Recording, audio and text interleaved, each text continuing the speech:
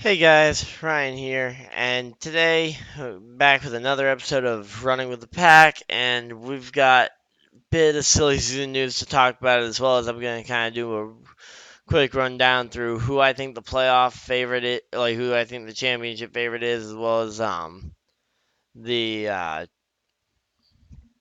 as well as kind of like who I think is going to get eliminated in each round. So I don't have any graphics prepared for this,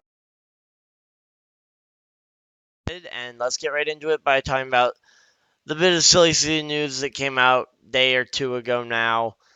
Um, man, I thought, and Paul Menard even said it on Twitter. I think it was that he had a deal signed or ready to sign for 2020, and he's retiring. Like he's gone now.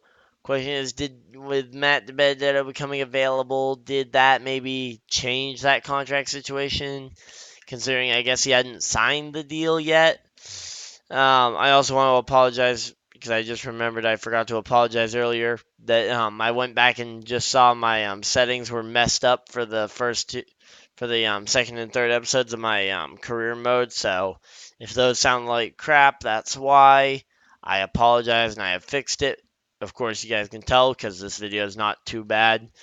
Um, yeah, so but no, so yeah, now Matt DiBenedetto to the 21.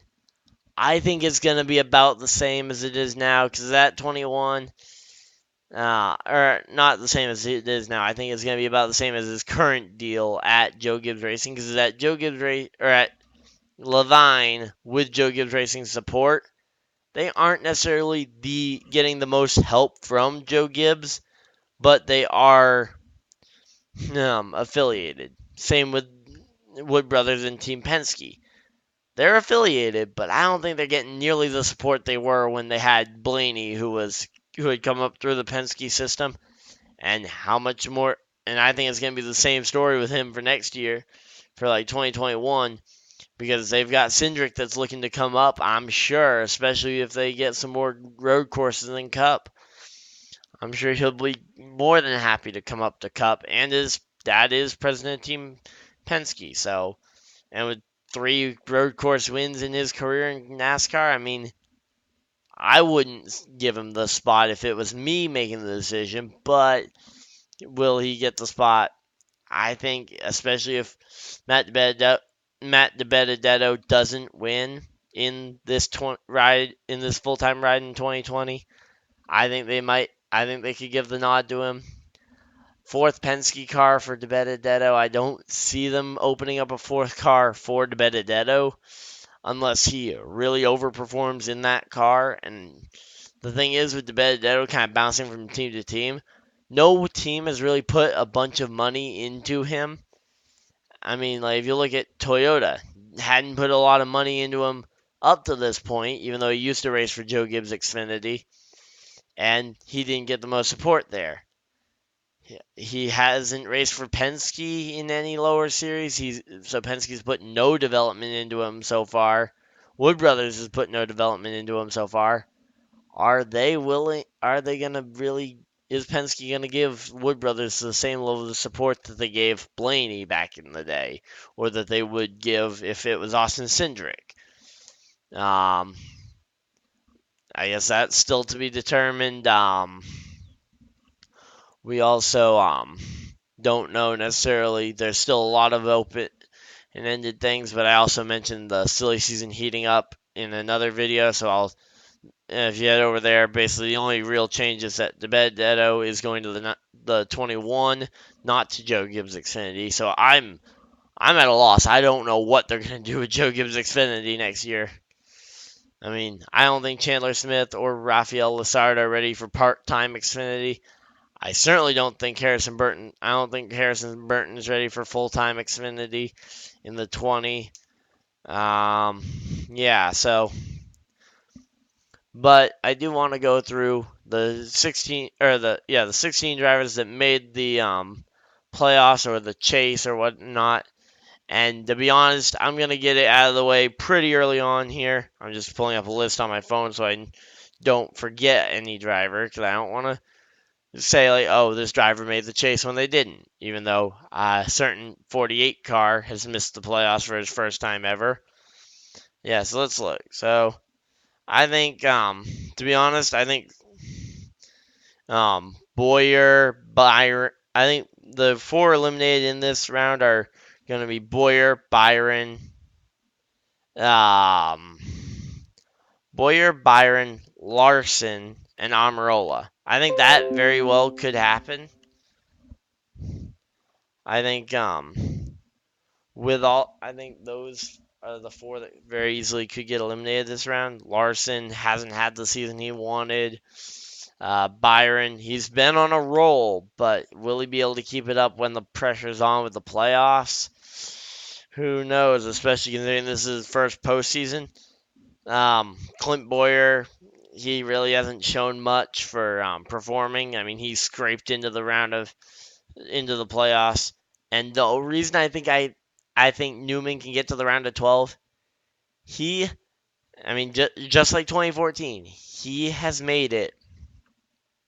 He can make it happen when it counts. Now, of course, he didn't do this in 2017 when he got in on a lucky win at Richard Childress Racing, but how much of that came down to the fact that their cars were not as competitive as the Roush equipment apparently that he's in this year.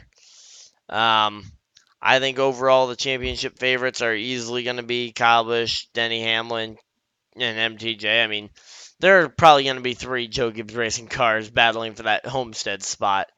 I mean, Denny Hamlin will probably win Martinsville. Kyle Busch will probably get Texas, and MTJ will probably point his way there.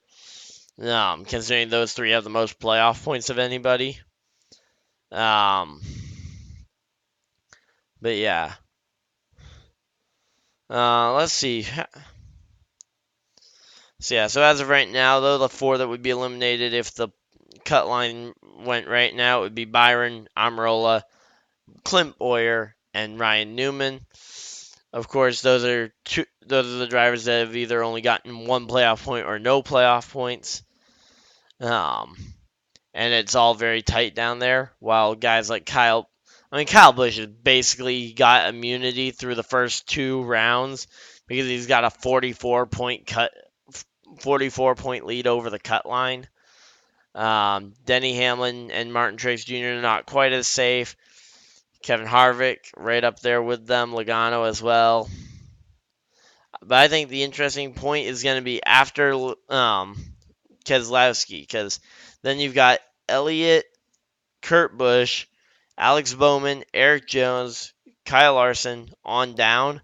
I think all of them are the ones at risk in this first round to miss the playoffs. Because, I mean, we saw it at Roval last year. One bad race. I mean, even for Jones, one bad race at Las Vegas put him out in the first round of the playoffs. Johnson had some slip ups at Las Vegas, and a top 10 was what he needed to get to the next round, and he couldn't get it done.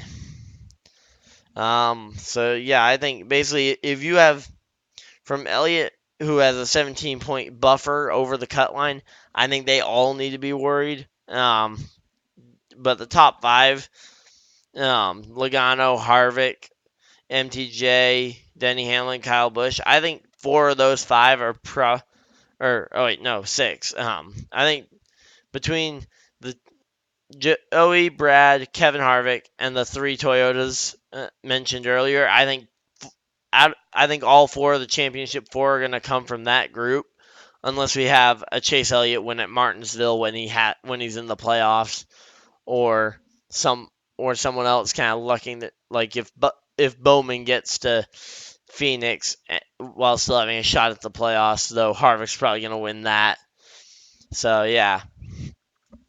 Just kind of wanted to go over some of these things though, because I felt kind of like I needed to keep up with that, even though I've been playing NASCAR for so much. Love the game. Yeah, still a little bit weird trying to adapt back to controller from being on the wheel for so long.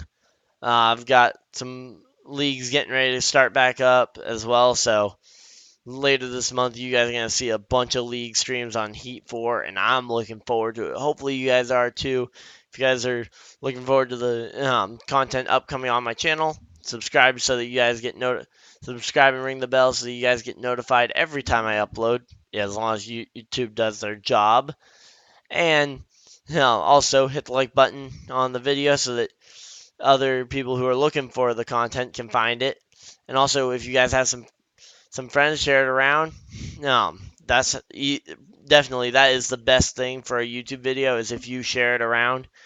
That is the best thing for promotion. So if you guys could just do all that, that would be amazing. If you guys want a support channel, there are also links in the description for that. I don't, I, I'm not forcing you guys to go to them, but yeah, just pointing out that they are down there. So thank you guys all for watching, and I'll see you guys next video. Bye.